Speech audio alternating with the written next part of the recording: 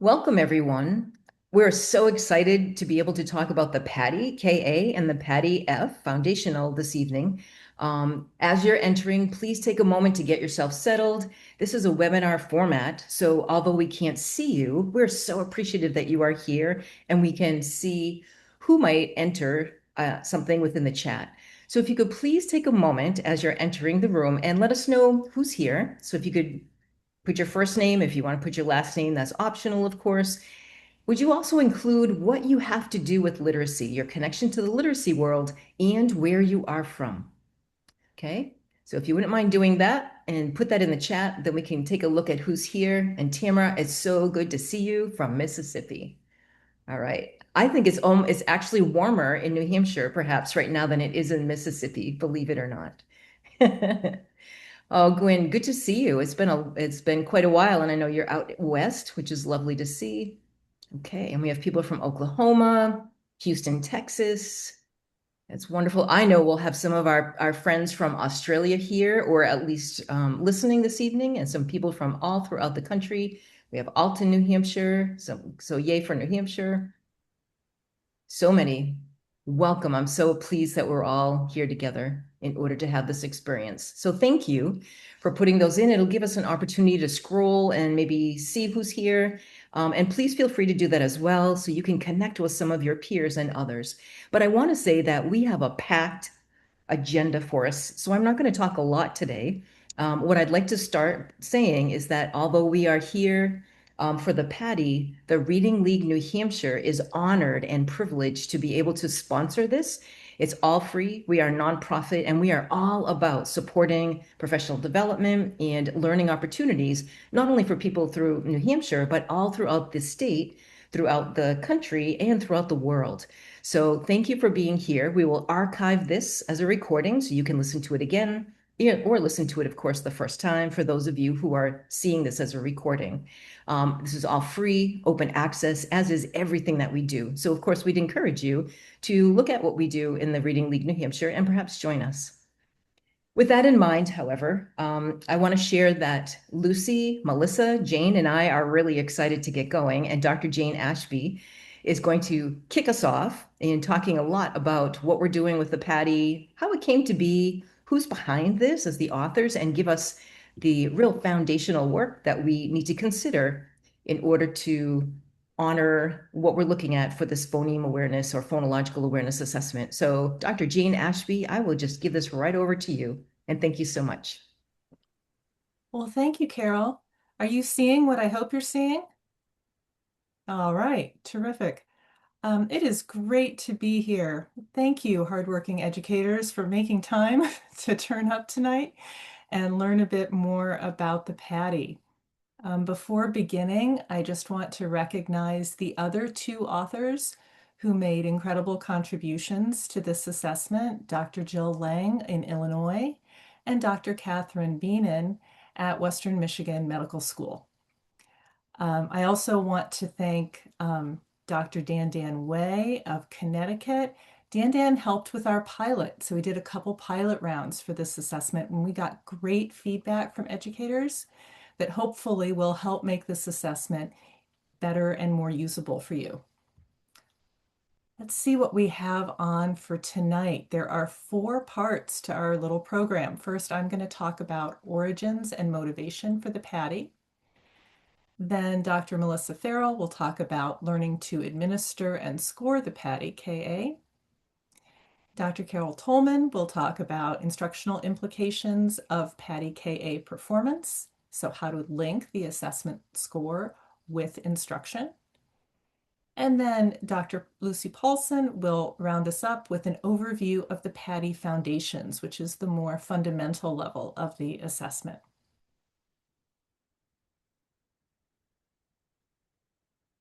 As you all know, teaching PA is key to literacy development.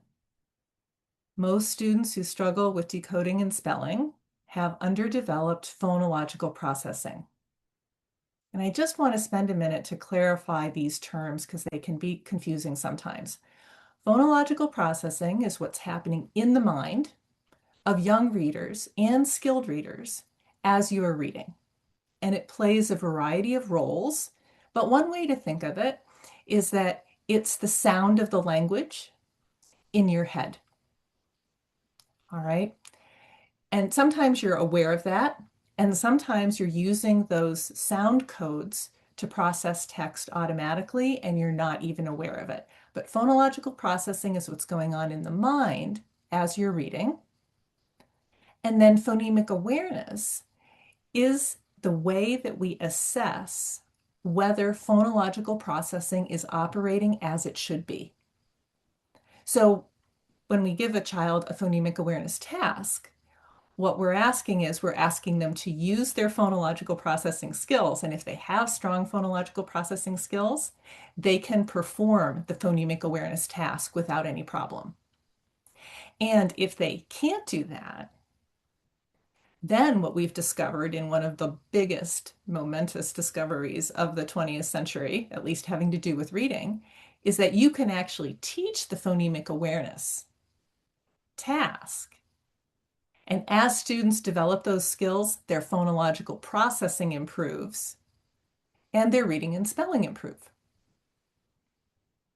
So that's the difference between phonological processing, which is in the mind, and the phonemic awareness task, which are the kind of instruction that you're doing and the behaviors that we're measuring.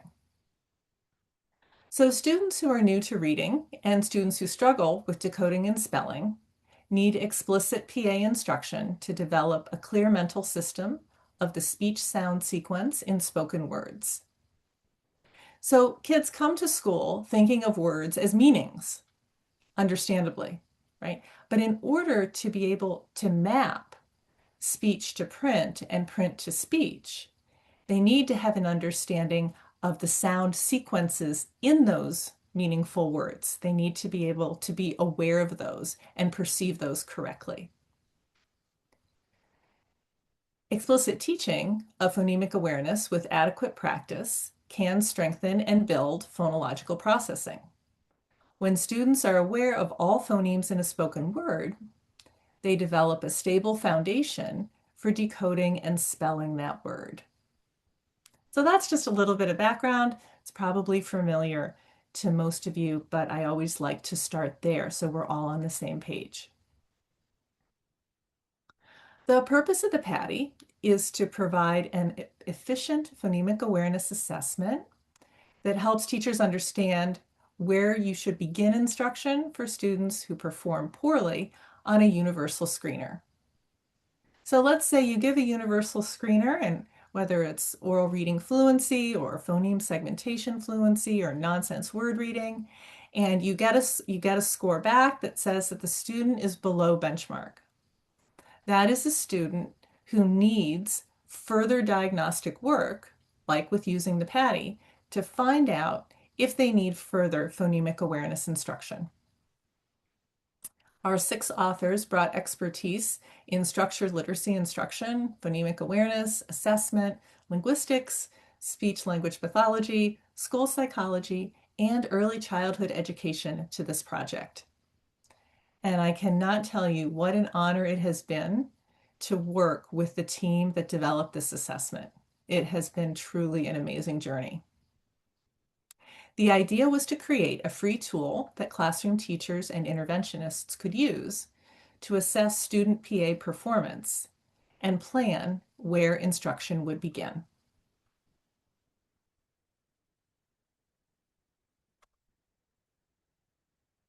So there are other available diagnostics, but there are some problems with them. One is that they're often linked to phonemic awareness curriculums. So for example, if you're using a Heggerty curriculum, there is an assessment that is connected with that. And that assessment might be informative for people using that curriculum, but it is not curriculum independent. And we really wanted a diagnostic that would work within any curriculum, or if you're not using a curriculum, if you're just following a sequence. Many PA diagnostics are not freely available, so they're there, but there is some kind of charge for them. And we wanted to make sure that this would be a freely accessible resource for teachers. And then probably the largest obstacle that teachers encounter with PA diagnostics is that they're often lengthy.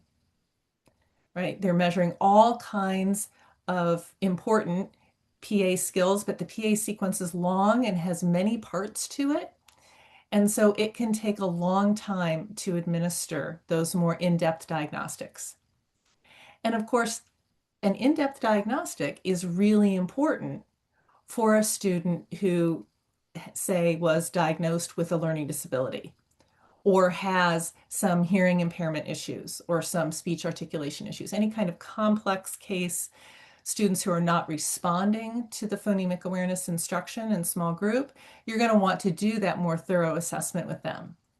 But for most students, the first step after that universal screener is to do something like a quick diagnostic like the PADDI in order to figure out where to begin instruction and then proceed from there. Another issue with many diagnostics is that they include too many tasks with units that are larger than the phoneme. So for example, if you think about the Hegarty assessment, there are many items that tap syllable manipulation. There are many items that tap rhyme, okay, rhyming. And so these things are phonological awareness skills, but they are not phonemic awareness skills because you're operating with a larger unit of sound. And what research tends to find is that for most students, the most directly relevant skills here are skills at the phoneme level. Those are the ones that are going to affect the development of their reading and spelling the most.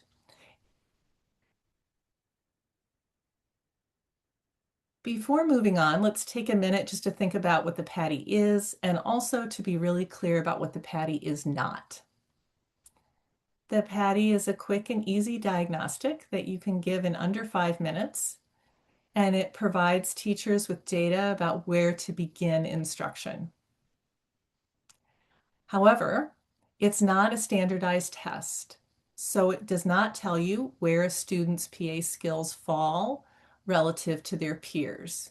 It can't tell you what percentile they're in. It can't tell you if they have a phonological deficit. It is also not a universal screener for a similar reason. It is not standardized, and so it's not really speaking to whether where students fall relative to their peers or whether their phonemic awareness skills at this point in time are going to predict reading development at later points in time. So even though it's, not a standardized test and it's not a universal screener, you can use the PADDI, which is a criterion reference test. You can use the PADDI to collect baseline data about your students' performance at the beginning of the year. And in that, you can also see where their holes are in their understanding. Like, what are most of the students in your class able to do in terms of PA, and what is missing for some of the students who might need a bit more instruction. So both the PADDI Foundations and the PADDI KA can be used for that purpose, baseline and also progress monitoring. Well, when we were designing the PADDI, there was a lot of good diagnostics that went before the PADDI, and we really looked to those and looked at those closely. So there are some similarities between the PADDI and previous PA diagnostics. So like the Rosner, some of you may be familiar with that. Oral deletion tasks assess sequencing and manipulating speech sounds. So the Rosner has been around since the 70s. The author's Jerome Rosner was at Harvard University, and this was a long-standing assessment of phonemic awareness. Then you might know that Dr. Kilpatrick developed the PAST, and he brought into the pictures a really insightful piece, which is it's important to know whether students are accurate or accurate and fast. And so he introduced this scoring system that we thought was really nice, and we adapted it a little bit for the PADDI. But in the PADDI, as in the past, responses are scored for both accuracy and speed.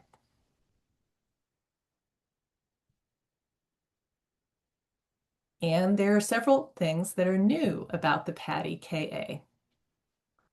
The PADDI that's used for kindergarten through adult has more intuitive scoring. So you get 2 if your answer is accurate and confident and fast. Okay, so you get a 2. Accurate and fast is a 2. An accurate answer that is slow, that takes longer than 2 seconds, that's going to get a 1.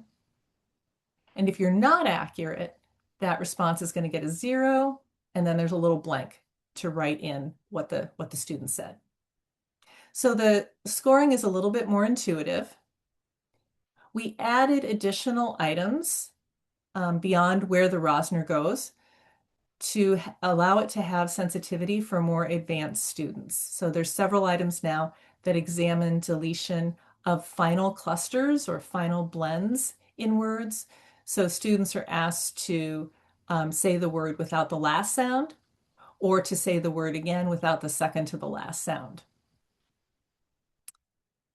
Another thing that's new about the PADDI is that we don't really dwell at the syllable level. So we have a couple example items to get them oriented to the task. And then there's 2 items of 2-syllable words.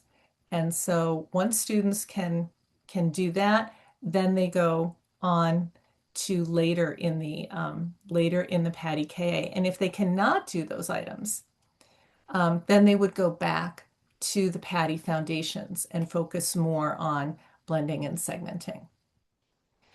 So the PADDI KA is very focused on phonemic awareness and developing phonemic awareness at that individual speech sound level to impact reading and spelling. And lastly, and most fun, the PADDI KA reduces linguistic bias in phonemic awareness testing. So we made a big effort, and this was spearheaded by Dr. Jill Lang, to create phonologically friendly items for Spanish-speaking students and speakers of African American English. So at the basic levels of the PADDI, when Spanish-speaking students are doing the PA tasks, they are at least working with words that have sounds that they're familiar with. So they might not know the words in English, but at least those sounds are also in their native language. And for speakers of African American English, we have adaptations like we don't have any target words that typically would be affected by the linguistic differences of African American English. So for example, there's no words that end in TH because in African American English, that is often pronounced with a sound. And that introduces ambiguity into the scoring. So having it be more phonologically friendly was really important to us. So that's a nice addition as well, I think. And that should return more accurate scores for EL students and students who speak African American English. We don't know that yet, but hopefully that will be the case. Let's just talk briefly about the structure of the PADDI. So there are 2 assessments with multiple forms. So there's 3 forms of the KA for kindergarten through adult, forms A, B, and C. And then there's 3 forms for PADDI foundations, which is for pre-K and kindergarten. Okay, forms A, B, and C. And those are your baseline and progress monitoring forms. So you can use a different form at different points in the year to track progress. The PADDI KA has 7 PA tasks and assesses 3 PA skills: syllable deletion, deletion of single consonant sounds, either at the beginning or end of words, and then the deletion of a consonant sound in a consonant cluster at the beginning and end of words. And there's 3 deletion items per section. The PADDI Foundations looks at 6 PA tasks, assessing 2 phonemic awareness skills, blending and segmenting, those very foundational phonemic awareness skills. And each section has 2 practice items and then 3 test items. So that's the general overview of the structure of the PADDI. Another thing that's interesting about the PADDI and a little bit unusual is that on the left here, you see the scoring form, which you use for the assessment piece. So you would have one of these for each student. And then on the right side of the screen, you can see the instruction um, piece, which is the instructional checklist. And these are aligned so that once you have the scoring form sorted out, you can translate that information into the instructional checklist, and it tells you what you need to teach next. So for really experienced educators, have been teaching PA for a decade or more, you might not need this. You might just be able to look at the scoring form and, oh, this is where the student needs to go. That's great. But if you're newer to this, it might be handy to use the checklist to help you figure out where you need to begin your instruction if you feel like you need a little extra support. So that concludes my section. And now Dr. Melissa Farrell is going to talk about learning to administer and score the PADDI KA.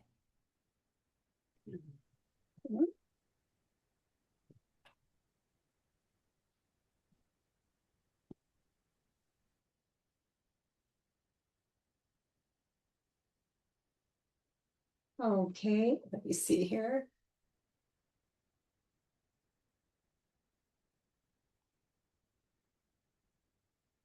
Oh, sorry about that. I'm having trouble getting there we go. Okay, I trust you can all see my screen now.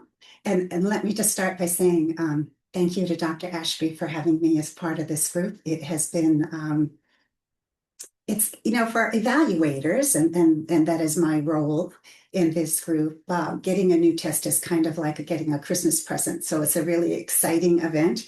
And I will talk a little bit, review some of the things that Dr. Ashby had to say, but I'm going to take you in a little deeper into how the PADDI is administered. And let me just tell you that for those of you who may have a little test anxiety, like have no fear, because the PADDI is very easy to administer. So whether you are an experienced evaluator who's used to reading test manuals and looking up scores and that sort of thing, or whether you are just sort of starting out in the world of assessment, you are going to find that the PADDI is very easy to learn and that you can get a lot of good information from it in very little time. Best 5 minutes you'll ever spend with your student. Maybe I'm exaggerating a little bit, but kind of it's a worthy use of time. So as Dr. Ashby told us, there are sort of two levels of the PADDI, right? So we have a level that spans from kindergarten all the way through adulthood. And then we have a level that addresses the skill sets of really young kids, our preschoolers. And that the PADDI it focuses on a higher level phonemic awareness task, a deletion task, saying a word without one of its parts, AKA also known as elision. So for those of you who administered a standardized norm reference test such as the CTOP, right, this will be really familiar to you. The elision task is kind of, has a, let me say, a reputation. It's a really robust measure of phonological processing because it actually permits us to perceive the degree to which children can isolate, identify individual sounds, and then pull them out of that word and reform that word. So it's not just sort of a recognition task, it's also a manipulation task, which puts us like at the heart of our phonological processor as a foundation for developing sound symbol correspondence and ultimately automatic word recognition. So as Dr. Ashby was saying, we focus for the most part on phoneme level skills because phonemic awareness is all about the awareness of individual speech sounds and words. It's really hard to do tasks of sound symbol correspondence if you don't know that the individual sounds are there. The test is rather remarkable for its consideration of possible linguistic bias and the possibility that there are tests out there which use a full complement of speech sounds, which may or may not be familiar to speakers of Afro-American English or to Spanish speakers. with the PADDI, we know that these are sounds familiar to the children that we are testing. So this is not a test that's going to undervalue the performance of speakers who speak with non-standard, let me say non-standard English. Scoring system.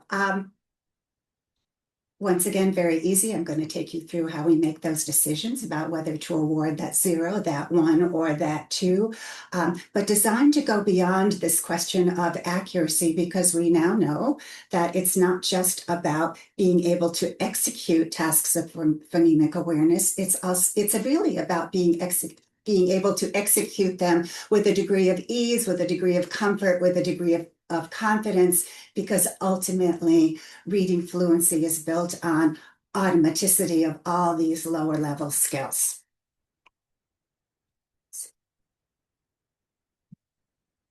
I say the PADDI is a no fuss, no muss kind of test, because it's very easy to take your data, and then it's very easy to link that data to instruction. The sequence of the items, as in most tests that we administer to our students, proceeds from really basic foundational items to items that gradually increase in complexity. So the PADDI was designed to follow the developmental teaching sequence of phonological awareness, and you can see that on my handy dandy chart here.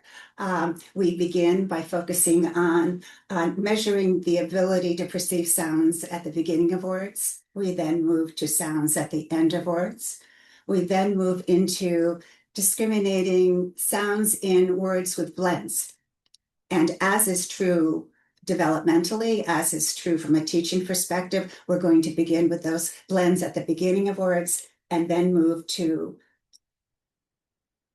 begin with the sounds at the beginning of words.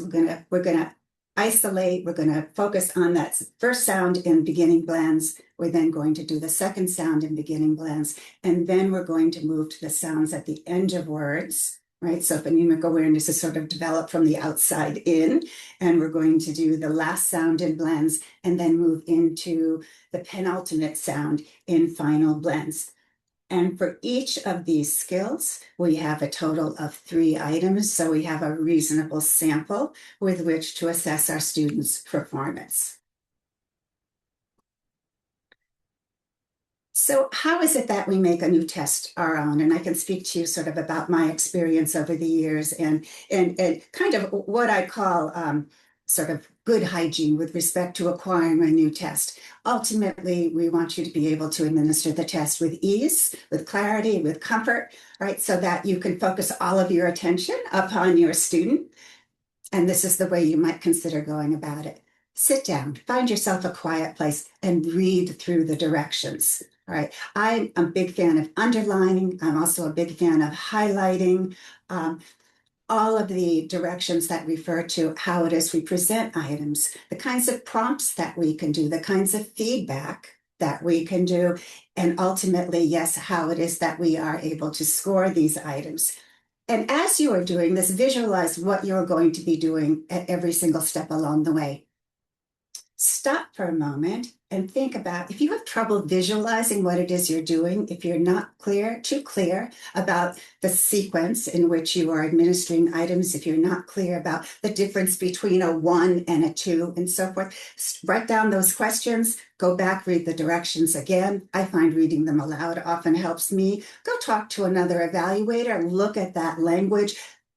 We spent a lot of time on the directions, for the PADDI, and our hope is that you will experience those directions in a very, I'm going to say, standardized way, that we've been really, really clear about what it is you do at what particular point. If you're not able to come to sort of a good understanding, if you find that you're still a little bit confused, I'm going to volunteer my fellow authors we're happy to answer any questions about the PADDI and clarify anything that might not be easily understood. So, best practice in testing, always think about where you're going to test. Find a place that's going to be nice and quiet, free from distractions, comfortable. be sure you have all your materials. And you know, the PADDI, we have a lot of materials. We have the protocol and we have a pencil. There are two things that you have to keep track of.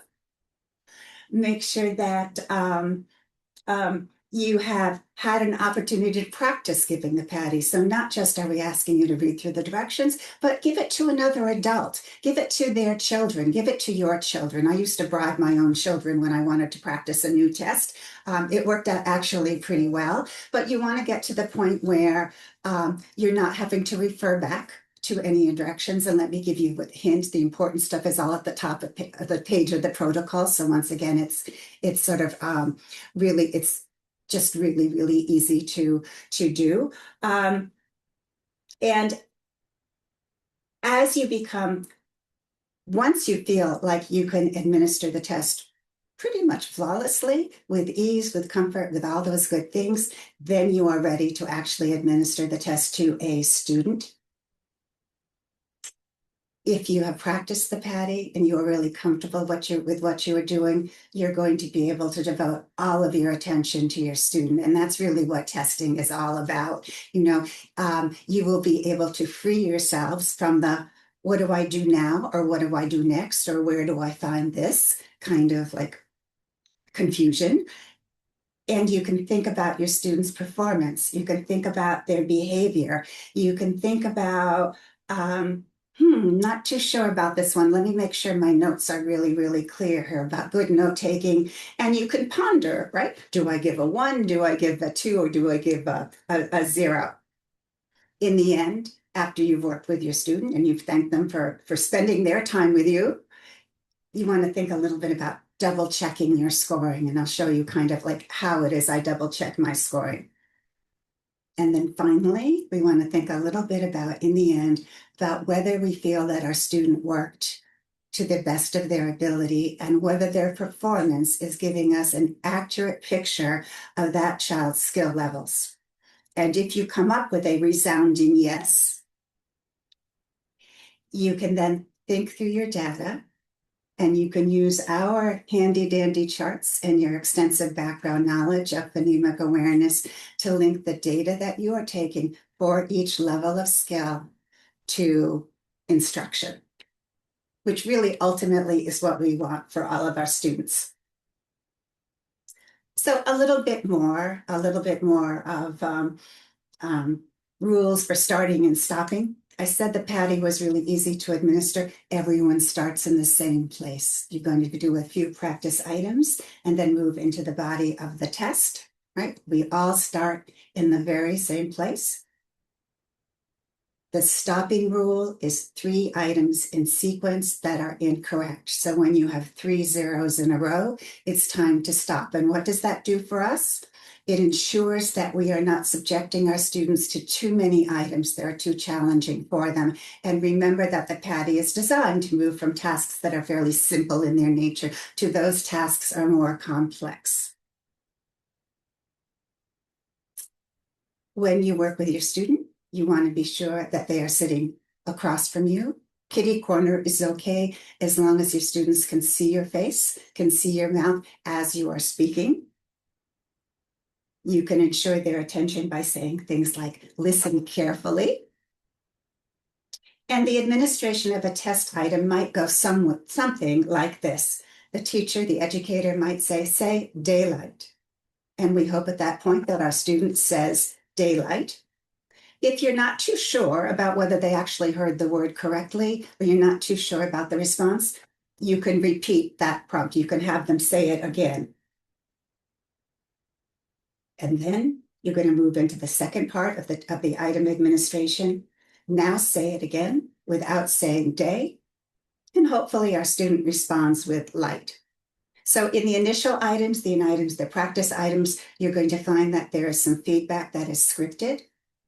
And we rely on scripts in testing because we want to have our students kind of have the same kind of testing experience. We want to have them to have the same kind of assistance, if you will, from the evaluator. And just remember that assessment is not like good teaching, and we're not permitted to support our students in the same way that a teacher is able to. So our job is to take data under fairly similar conditions. So rules for scoring. Options are 0, 1, or 2. A response that is accurate, that is highly automatic, that is uttered within a 2-second window, gets awarded 2 points. You are welcome to use a stopwatch if you feel that is useful to you. However, you can also quietly count to yourself. You can go 1001, 1002, and that will bring you to a 2-second window. If your student responds correctly, but they go beyond that 2-second window, well, that's a 1-point response, and that's speaking to a certain degree of skill, but a lack of desired automaticity. And finally, when responses are totally incorrect, they earn a 0. So whenever you are testing, it's a real good idea. It's good practice, best practice to write down your students' responses. Those errors are a real window into how it is that this particular student perceives speech sounds in words. So it's a wonderful thing to go back into your notes later on and say, aha, this error is showing me what skills my student has in place. So it's not just getting the correct answers, it's the nature of the errors. So here is a copy of a completed protocol.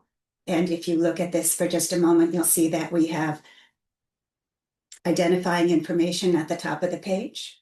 This is Form A, so we have 3 forms. So you could do a form in September, a form in January, and a form in May. It tells you very clearly, there's some really important directions at the top, right? It's always good to have that reminder. We provide feedback for the 3 shaded items only, and that feedback is scripted. You'll find that in your directions. It tells you to note, just a reminder to jot down those incorrect responses for later review. And it reminds us that our stopping rule is 3 items that are scored 0 that are consecutive. Now, I want you to look at the protocol here just for a second, and you can see that, as I explained, we move from items that are relatively low level and foundational to items that are increasingly fine-tuned and complex. You can see that we have a couple of syllable level items, but very quickly move into the different skill levels of phonemic awareness. And here we have, if you look at my chart and you go all the way to that last column, you'll see that it identifies the particular skill of the item. So we have 3 items that address the sound in the first position, 3 items that address the sound in the last position.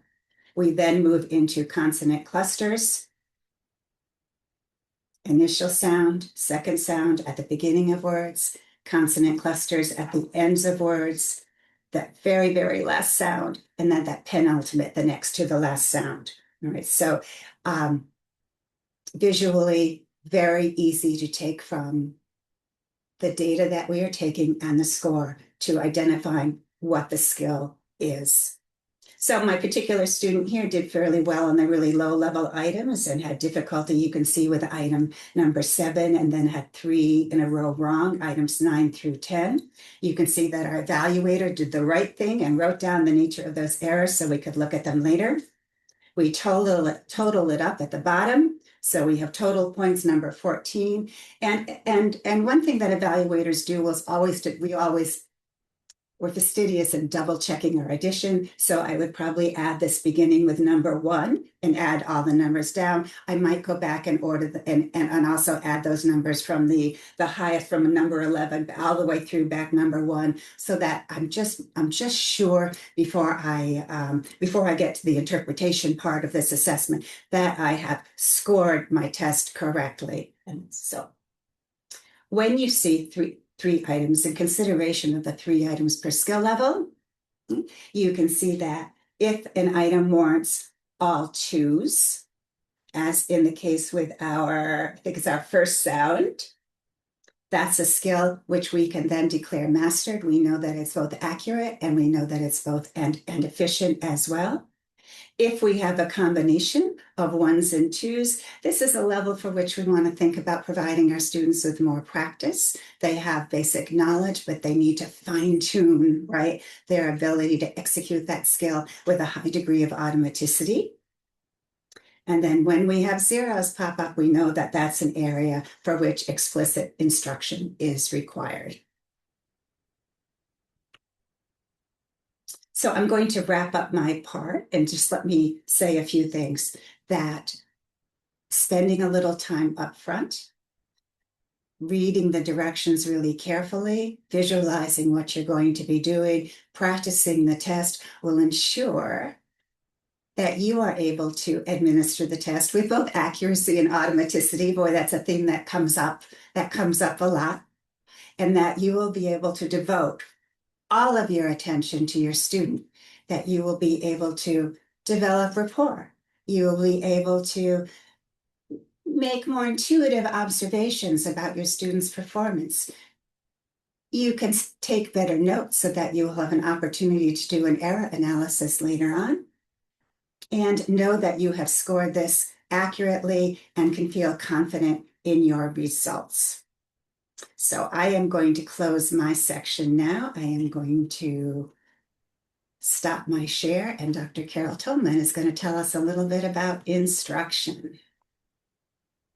Thank you so much, Melissa. That was wonderful. And you're reminding me of the idea that it is important to practice this with as many people as you can. I did that many years ago when I was in an evaluation course at the doctoral level, and my now 30-some-year-old lawyer son Keegan was an elementary school child, and I gave him every test known to man and woman.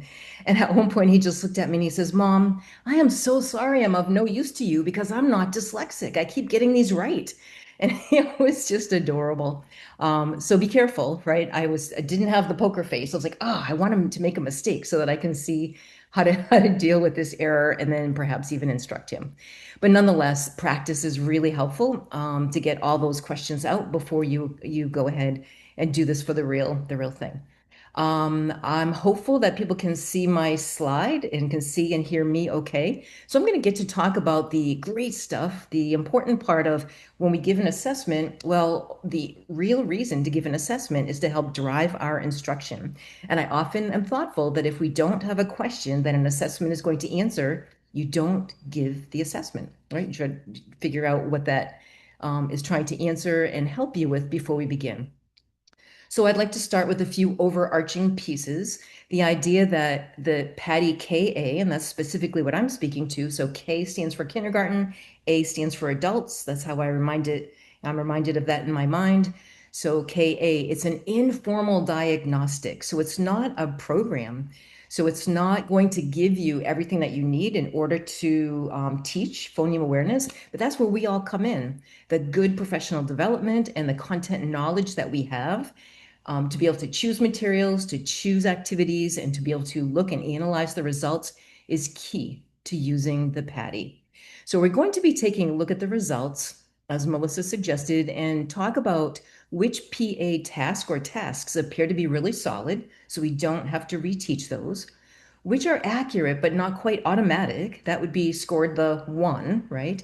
And that needs attention. If we ignore those activities that are accurate but slow, it may be an underlying foundational concern a little later on. It will slow the student down a bit. And if there are too many of those tasks that are accurate but slow, then they may impact, of course, their reading and their spelling. So we want to be sure we attend to the ones. And then, of course, it's clear when you have a 0 in a task that needs to be taught or retaught if it had been taught before. When I think about the PADDI KA, I also think about other triangulated pieces of information that we can utilize in order to give us a clear picture.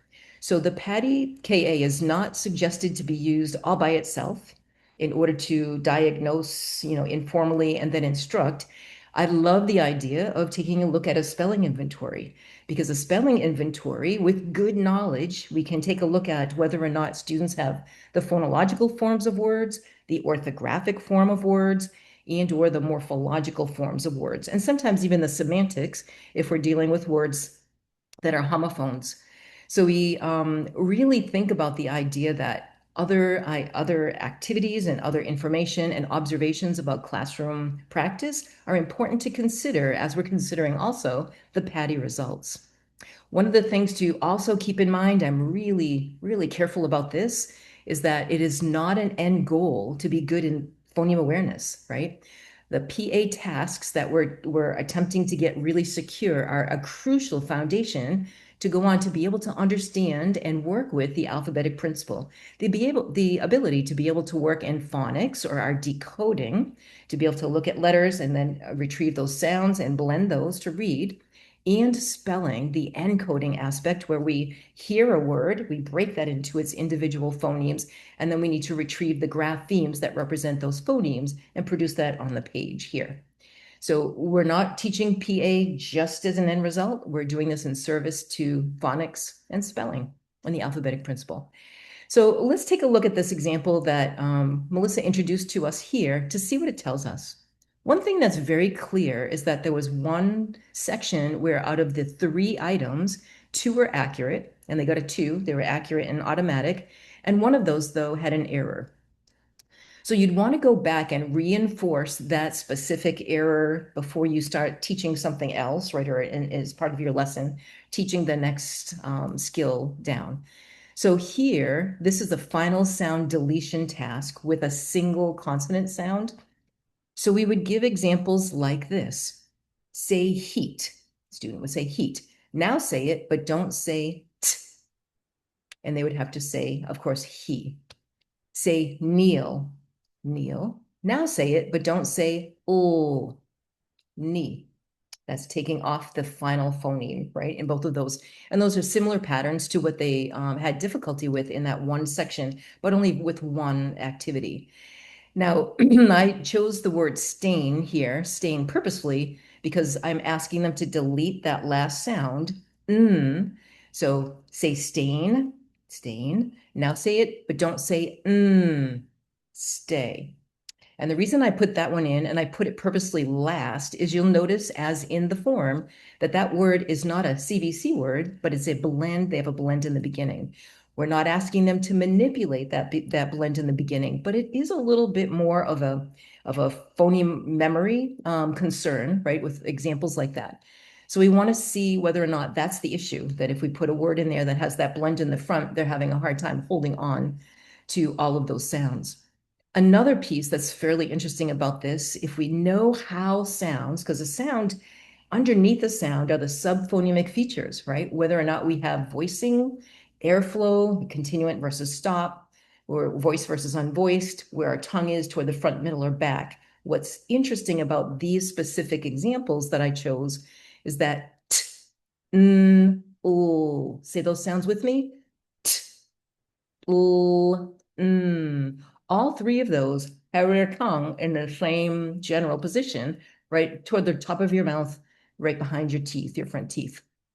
They overlap in where your tongue is. It's very close. And so sounds that are overlap with those articulatory features are more difficult to perceive and produce and manipulate. So we're trying to help students. And if we do examples like this and students still have trouble with those, we need to then start talking about where is your tongue? What do you feel? What do you see? And perhaps sometimes using a mirror, or we're feeling our throat, or we're feeling the airflow, or we have a little tissue for the airflow, but we're really bringing out that focus on those subphonemic features if students still struggle with something as simple as say heat.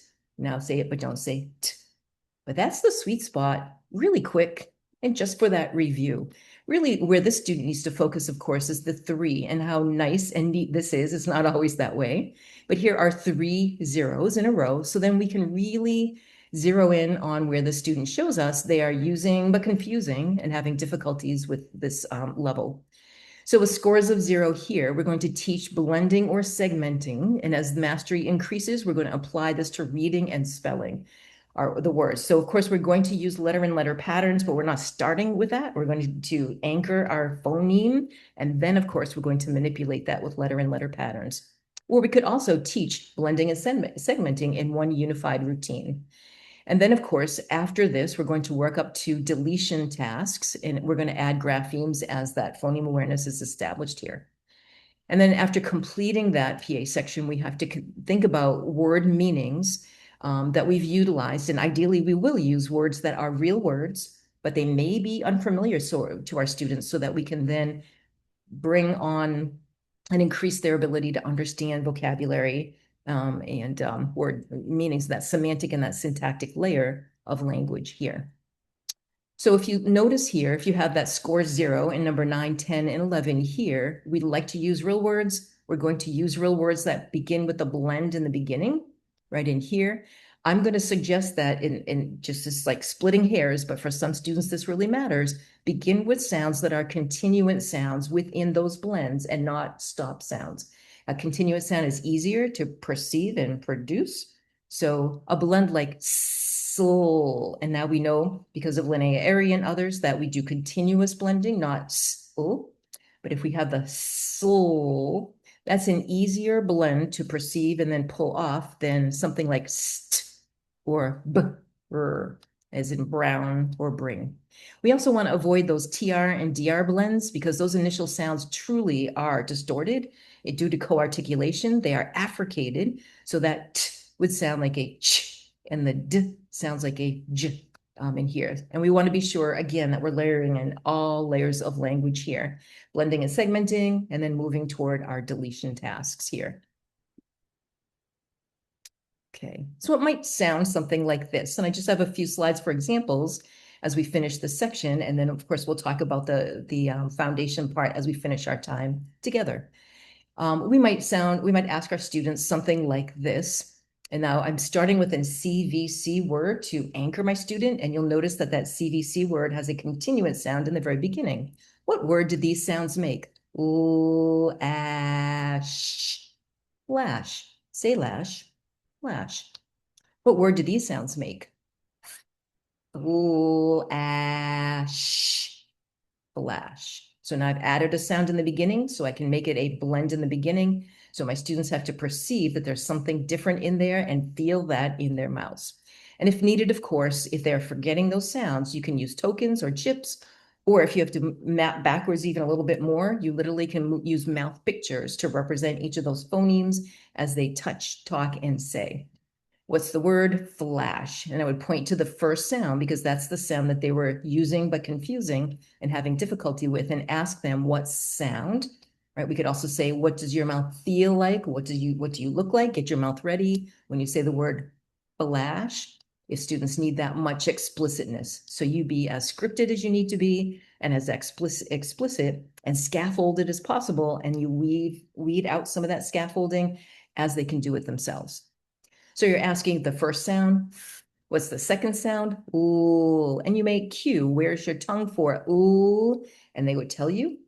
Ask them where that feels, or you can give them a forced choice. Is your tongue on the roof of your mouth, behind your teeth, or do you feel it down on the bottom of your mouth?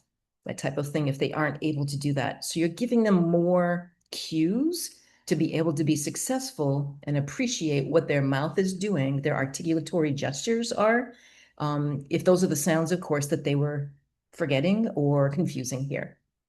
Now, when they are aware of those phonemes, we need to get to the graphemes as soon as possible. That's, of course, the alphabetic principle. So that's when you can say, if you are aware of ooh in that word, now you ask what letter spells ooh, write it. And now, of course, if they know the rest of those letters, write the rest of those letters. Let's spell the word. What is it? F-L-A-S-H. The word is flash. Now we can introduce other layers of language. We want to intertwine. I'm thoughtful of Hollis Scarborough's rope model when we're thinking of all those layers of language and components. So I might say, here's a sentence with 2 uses of flash. I saw a flash of lightning and ran into the house in a flash. Flash means fast or sudden. Flash.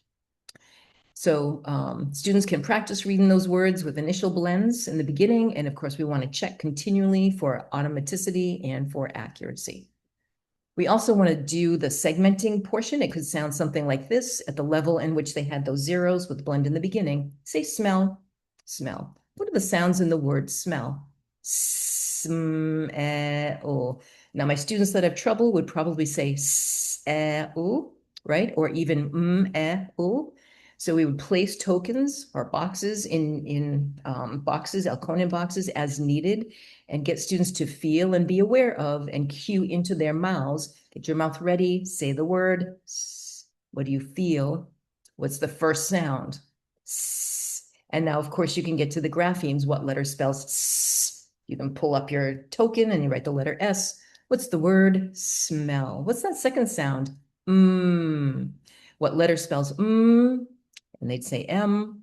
If they don't, of course, you error correct that and then write it there. What is the word again? It is smell. Some of our students forget. What is the vowel sound in smell? And ask them to spell that. If they put a different vowel, of course, we have to handle that. And then what's the last sound in smell? Oh, what letter or letters represent oh? And here, there's an orthographic convention, right? There's the floss rule. Some people refer to that, or the bonus letter rule. We have to make sure that that has been taught, or we just tell students there's two L's right there. So go ahead and write that. Now, how do you spell smell? S-M-E-L-L, smell. Now let's use the word smell in a sentence. And this time I didn't provide a word because I believe that they know what the word, we would assume they know what the word smell means, and then we would just ask them a question to perhaps elongate their sentence and help them with that. Then we could do activities that are a little more difficult, i.e. deletion. So say small, small. Tap sounds, s, ooh, small. Now say small without s. What's that new word? And of course, they would say mall. And I should just interject this here, this script, and I think most of us know, but I want to be explicit. Students don't see that, right? This is what we have as adults, as the teacher, and our students are hearing. They may be moving chips, they may be moving mouth pictures, they may be writing letters. It depends, right? The graphemes for the phonemes, it depends where we are and where they are in their understanding of what we're doing for the activities here. So now what's small without the s, the new word, mall. And say spill, spill. Now say spill without the s. So see, I'm trying to pull off that first phoneme in that beginning blend, right where they had trouble. What's the word? Pill. Say bright, bright. Now say bright without b, and that would be right. Say great, great. Now say great without g, great. Say crane, crane. And you see how this is more difficult. Those three examples, b for bright, g for great, and k for crane are all stop sounds. But the s in small and spill are all, those are both the s, that fricative, that's a continuant sound. So I'm thoughtful of that as well. Say crane. Now say crane without, what's the word? Rain. Say shrug. Show me what it looks like to shrug. Now spell shrug. Write it. Now erase the sh. What do you have left? Or you can say, now take out the sh. What would you have left? And that's rug. And then you'd remind them that there's multiple meanings, for instance, and the crane that they may not be aware of is a big machine that moves large equipment, crane. Now I'm going to try to move them to the next level. Say floor, floor. Now say floor without ooh. See, now that's a little bit more difficult. I'm taking out the second sound within that initial blend. That is more difficult typically to perceive than taking off that first sound. But they were right at the level where you needed to take off the first sound in the blend as the PADDI was showing us.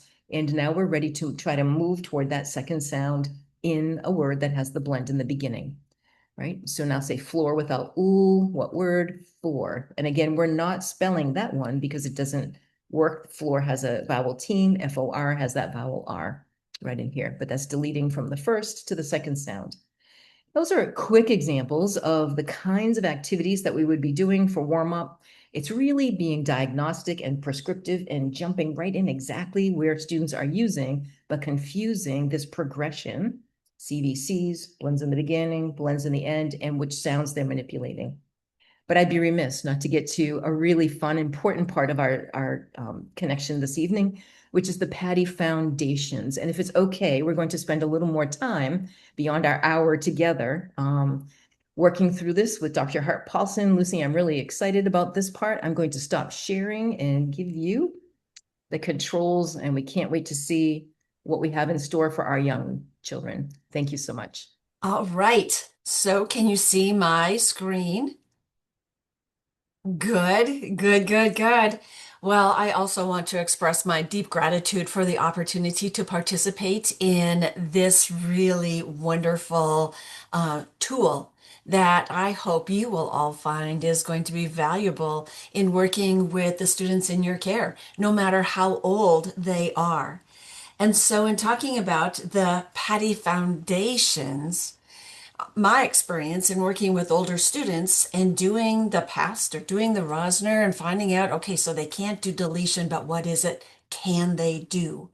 And so needing to back up into those earlier basic levels of blending and segmenting to see and identify what they understand about the structures of words. And so I want to share just a little bit about the foundations, certainly honoring and considering our time. But we also have heard much of the foundation and background in the development of the PADDI, the KA, and that is also very similar to the foundation section. So what the purpose of the PADDI Foundation is, a couple of things.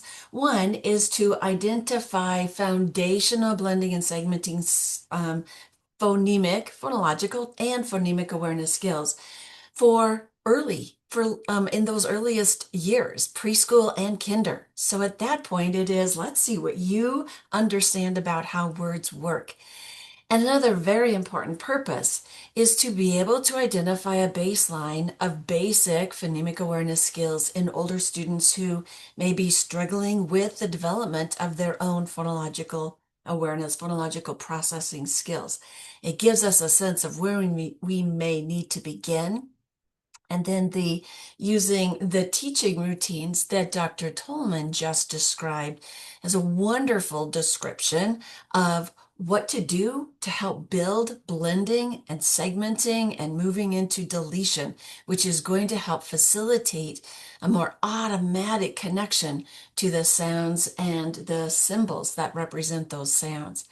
Also, a really important component of the PADDI is to identify phonemic awareness skills and then connect those sound awareness skills to the letters that represent them. So certainly it's not doing phonological awareness activities in isolation by themselves and then moving on to another task like math, but it is a step into hear the sound, feel the sound, and now what is that symbol that connects to it? So the results of the PADDI absolutely are going to help us know how we can support our friends, our students, the students in our care with reading and with spelling and the development of those very important skills. So the scoring is quite simple. First of all, the administration. The administration can be fun, it can be playful, and it is very efficient. The levels that are assessed from both a blending perspective and a segmenting level are first starting out with syllables. We want to know if our young children can understand the structure of words and how you can play with the structures of words. The syllable level builds first. Generally, that's at 3 to 4, young 4 year olds. And then the next section that we look at is a child's ability to hear the first sound, to blend it to the rest of the word, or to hear a word and identify what the first sound is, segmenting the first sound from the rest of the word.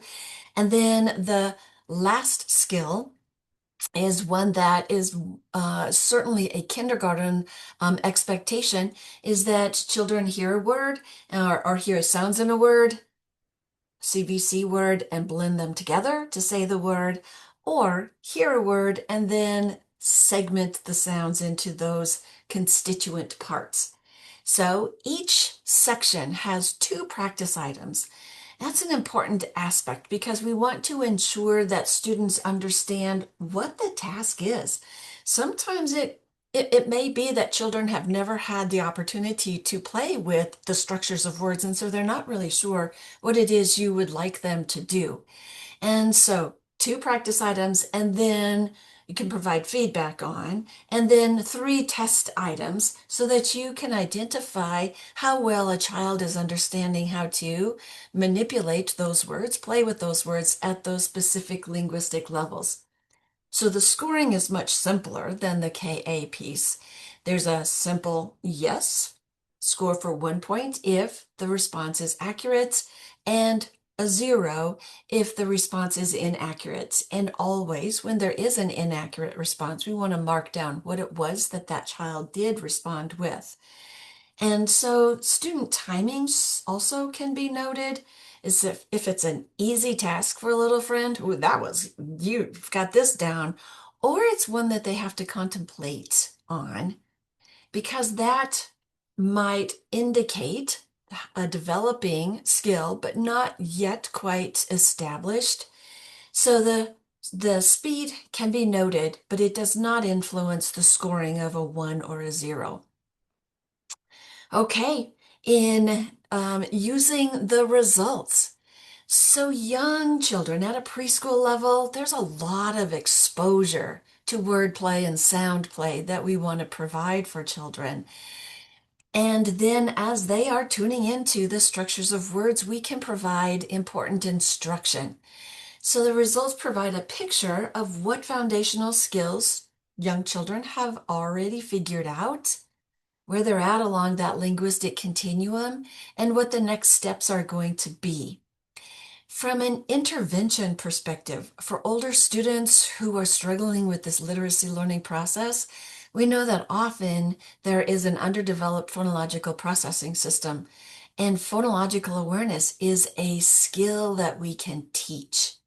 And we can teach that skill, and it will influence and help shore up some of those phonological processing abilities that we want our students to have.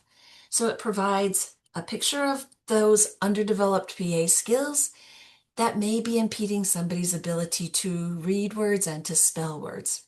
And again, what we always want to do in our instruction, in our intervention, is start out with what those specific phonemes are, what the sounds are, how we can manipulate and play with sounds in words, and then attach them to the letter patterns that represent those sounds.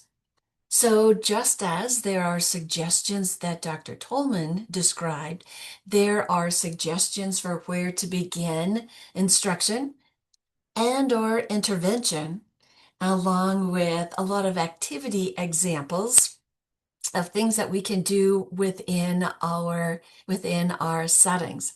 So I hope that what you find is that our little project, the PADDI, is one that's going to be valuable for you and for the students of any age that you happen to be working with. Read through the PADDI itself, find out what level you want to use and need, and truly, we hope that this is going to be a valuable experience for you. So, Carol, back to you. Thank you. Thank you, Lucy. Thank you so much. I mean, those are beautiful parting words. I know on behalf of Melissa, Lucy, Jane, myself, and Catherine and Jill, we are so excited to have this opportunity to share this information about the PADDI KA and the PADDI Foundation. We hope that you can reference this recording. All of this is free domain for all of you to utilize. And we will cull through the chat and gather any questions that we may not have addressed or answered, and we'll be sure to put a document there addressing those for you as we share this recording. So again, thank you so much on behalf of the Reading League New Hampshire Board of Directors, on behalf of this incredible team. It is just an honor. I feel pretty privileged just to be sitting here with all of you. Thank you so much for all the expertise, all the kindness and caring that you all come into this, and this is all in service to helping our students improve their literacy skills. It's what this is all about, and that's what I love about the work that we're doing. Thank you all so very much. It was great to see you in the chat. And we hope to hear a lot from you about how you use the PADDI and how that's going for you. Okay. Have a good evening.